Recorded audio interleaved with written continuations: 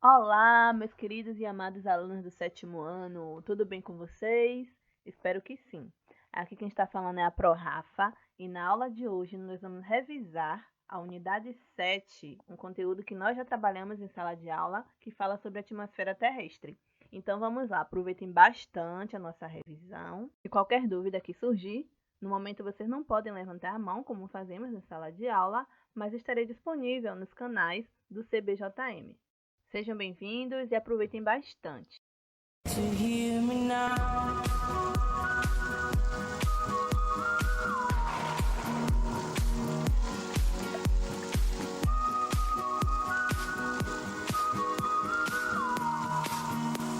If you get to hear me now.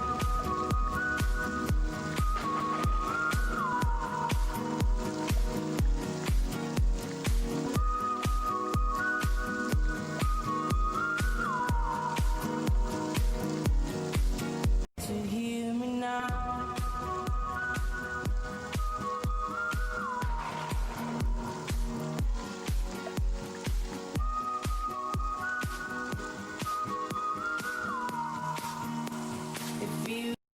Nós sabemos que a atmosfera é uma camada formada por diversos gases.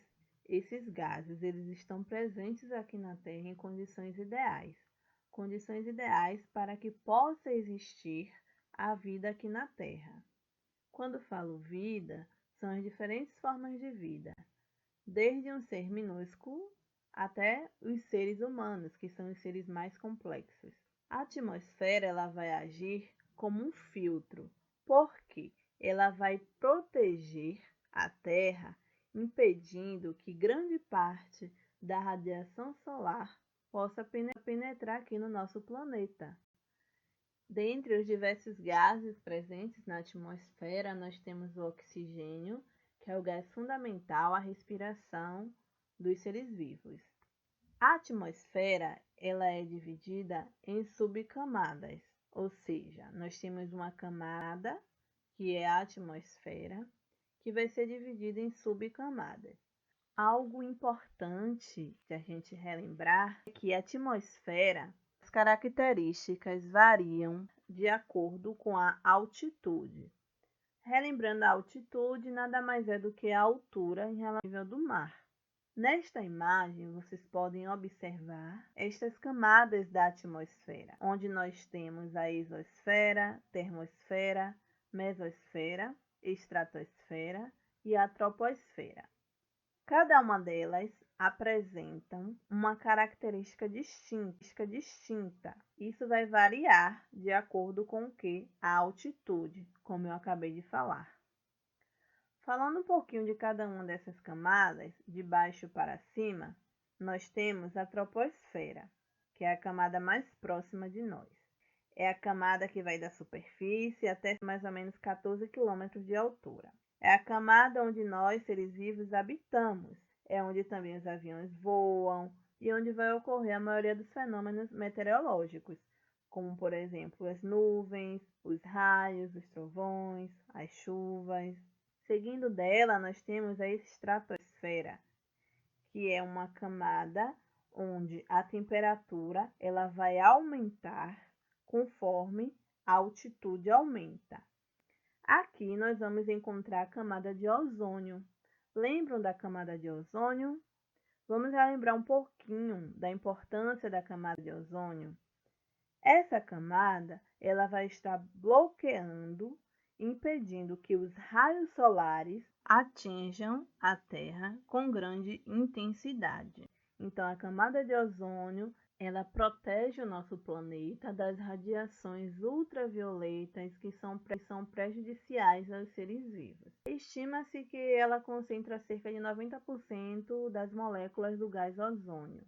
É uma camada que vai formar um escudo protetor contra esses raios ultravioletas, que infelizmente, devido a ações humanas, como nós vimos também, esta veio se degradando cada vez mais, formando assim um buraco na camada de ozônio, que nós retomaremos este assunto em uma nova aula de revisão. A mesosfera, próxima camada, Também é conhecida como camada do meio. Pouco se sabe ainda sobre essa camada, pois é uma região pouco estudada. Mas lembram das estrelas cadentes? Então, nesta camada são formadas as estrelas cadentes, que é um fenômeno que vai ocorrer quando pequenos corpos celestes entram na atmosfera da Terra. O calor gerado pela resistência do ar a diversas rochas que colidem com a Terra vai fazer com que os objetos eles sejam incendiados e deem origem ao fenômeno conhecido como estrela cadente. Esses fenômenos também são chamados de meteoros. A próxima camada é a termosfera. A termosfera é uma das camadas mais externas da nossa atmosfera terrestre. Nela, o ar ele é escasso e por isso passa a absorver facilmente a radiação solar. Sendo assim, é uma camada altamente sensível à radiação solar. Outro fato interessante dessa camada é que ela reflete as ondas emitidas por empresas de rádio, televisão, telefonia móvel, entre outros, e com isso vai garantir a propagação desses sinais pela superfície na Terra. E por fim, chegamos à última camada, a exosfera, que é a camada mais externa da atmosfera. Nessa camada, as temperaturas são elevadíssimas e os poucos gases presentes nela estão dispersos no espaço. Bem, só para relembrar, o que eu falei no slide anterior, eu trouxe aqui uma ilustração que mostra a camada de ozônio. Nós temos aqui o planeta Terra, o Sol emitindo a sua radiação ultravioleta. Então, o Sol, como nós sabemos, é uma importante fonte de energia para o nosso planeta. Parte da energia solar que chega até a Terra, ela chega na forma de radiações, como por exemplo a radiação ultravioleta. E quando essa radiação ela chega em excesso, acaba sendo nociva para os seres vivos. No caso de nós, seres humanos, essa radiação ultravioleta em excesso, ela pode causar alguns problemas, como nós comentamos em sala de aula.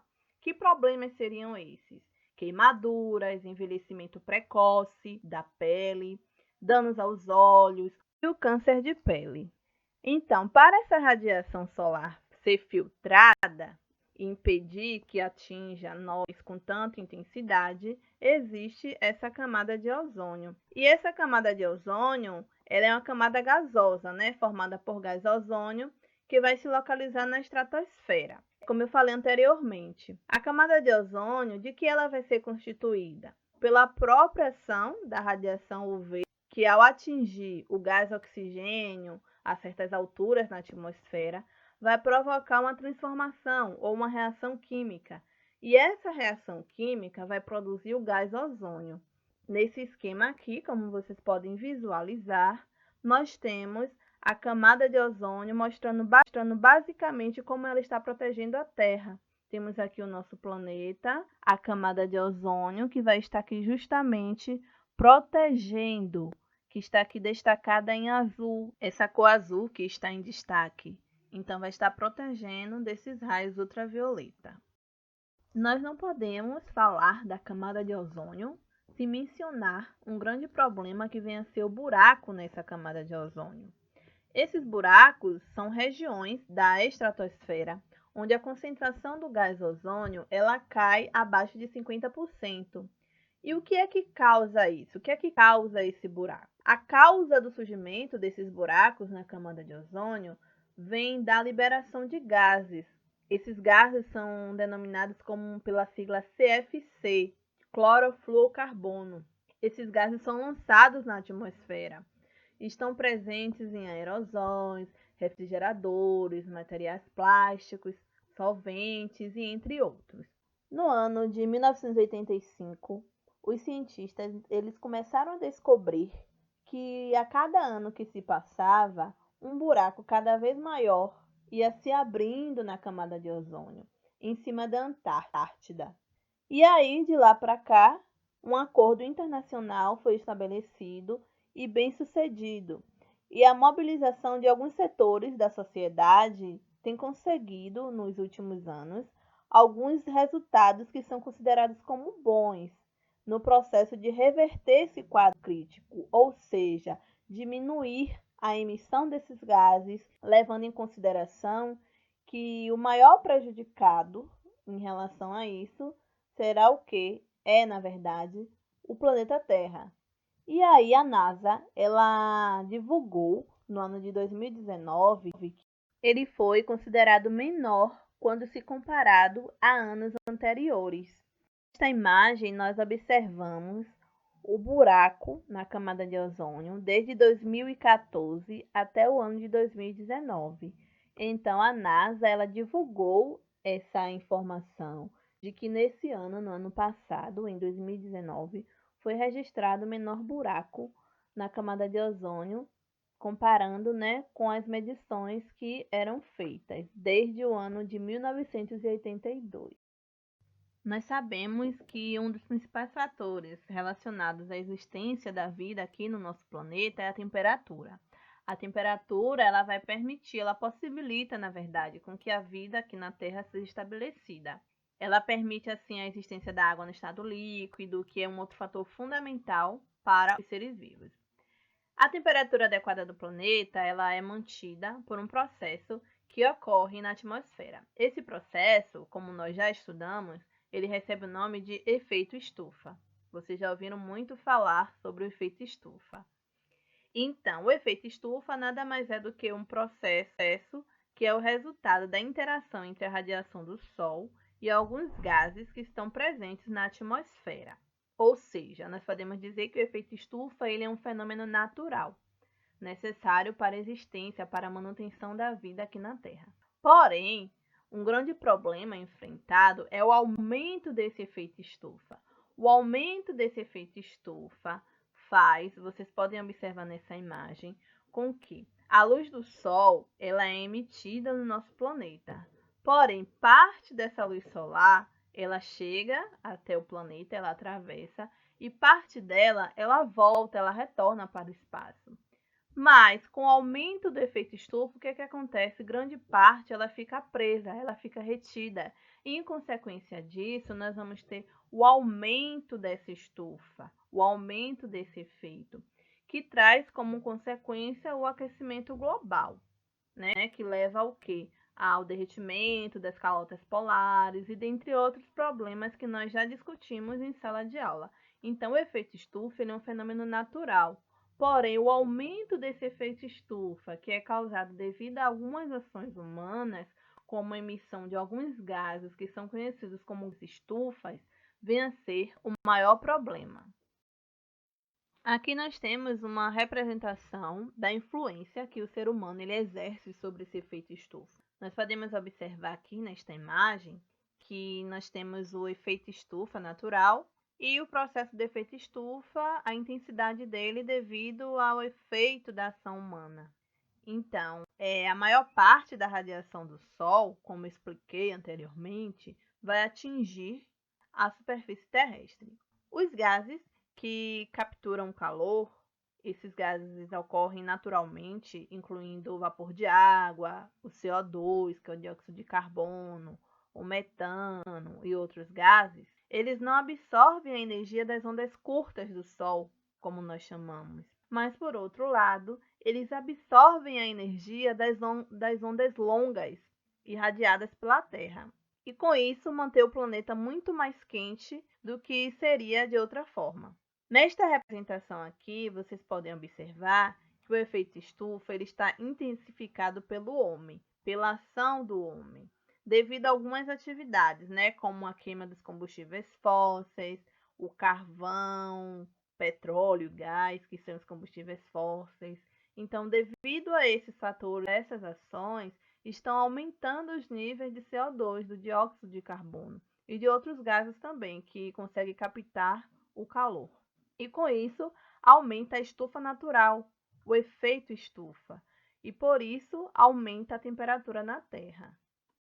Aqui nós temos uma representação da influência que o ser humano ele exerce sobre esse efeito estufa. Nós podemos observar aqui nesta imagem que nós temos o efeito estufa natural e o processo de efeito estufa, a intensidade dele devido ao efeito da ação humana.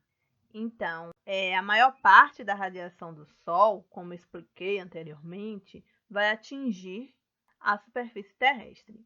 Os gases que capturam calor, esses gases ocorrem naturalmente, incluindo o vapor de água, o CO2, que é o dióxido de carbono, o metano e outros gases. Eles não absorvem a energia das ondas curtas do Sol, como nós chamamos. Mas, por outro lado, eles absorvem a energia das ondas longas irradiadas pela Terra.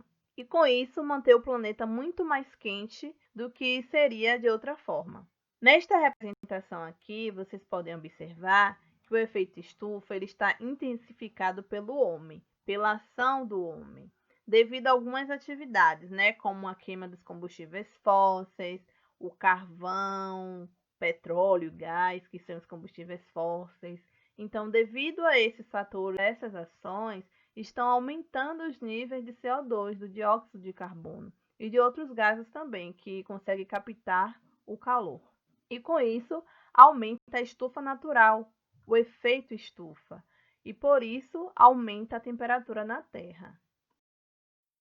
O sistema respiratório humano ele é constituído por órgãos ou estruturas que vão estar atuando, fazendo com que as trocas gasosas possam ocorrer no nosso corpo. Nós bem sabemos que captamos do ar o gás que é essencial para a manutenção da nossa vida, o gás oxigênio. Mas para esse gás chegar até os nossos pulmões e acontecer as trocas gasosas, esse gás ele vai passar por alguns órgãos. Na sequência, o ar ele é inspirado e passa pela nossa cavidade nasal, nosso nariz. E aí, na nossa cavidade nasal, esse ar ele vai ser filtrado e umedecido. Filtrado porque quando nós respiramos, nós não estamos pegando apenas o gás oxigênio.